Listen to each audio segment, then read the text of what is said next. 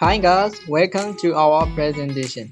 As you can see on the screen, our topic today is application based on Archimedes principle. Before discussion, let me start to introduce our group.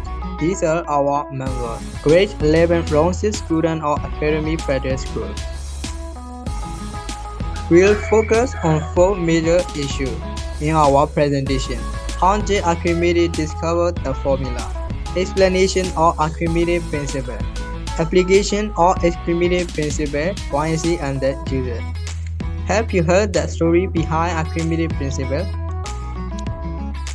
I only know who is Archimedes. I don't know exactly about the story. Could you explain me? Yes, of course.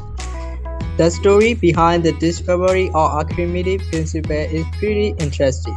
Archimedes is a Greek mathematician and physician. That night upon arriving home, he decided to take a bath. The bathroom was almost full. When he slipped into the bathroom, it began to overflow. He thought that if he could measure the amount of water that his body displayed, he could find the volume of his body. He was so excited with his discovery that he jumped out of the bathroom and ran down the street. As he shouted, "Eureka! Eureka! Which means I have found it." Wow, that is so interesting. And I want to know the definition of the principle. Okay, I will explain you the definition. Archimedes principle says the overthrust acting on a body which is immersed in a liquid is equal to the weight of the liquid displayed by the body. That means overthrust equal weight of the body. The formula is Fv equal to rho Gv. We can also get Fs by v is equal to rho by rho naught. So, if you look at the figure, the weight due to gravity is overfind the overthrust provided by the fluid. This is because the actual gravitational pull is decreased by the overthrust. The object free acid weight is reduced. Archimedes principle tells us the weight loss A equal to the weight of liquid displayed by the object. If the body is in liquid, we can also calculate the apparent weight of the body by using the formula. Apparent weight equals original weight minus overthrust. Okay, I see. Thanks for sharing.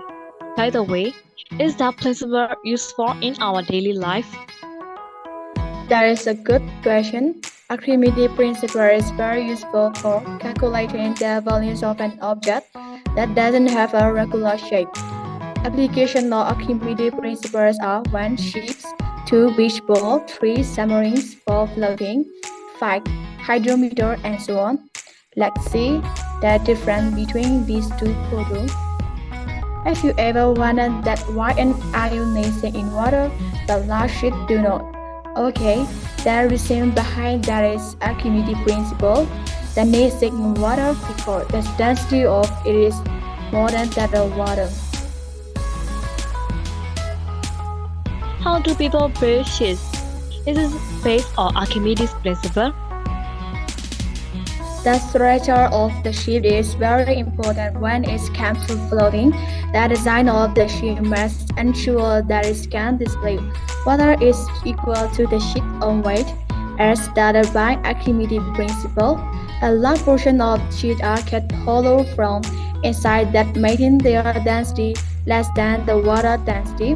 Hence, the weight of the sheet becomes less than that of water displayed by it.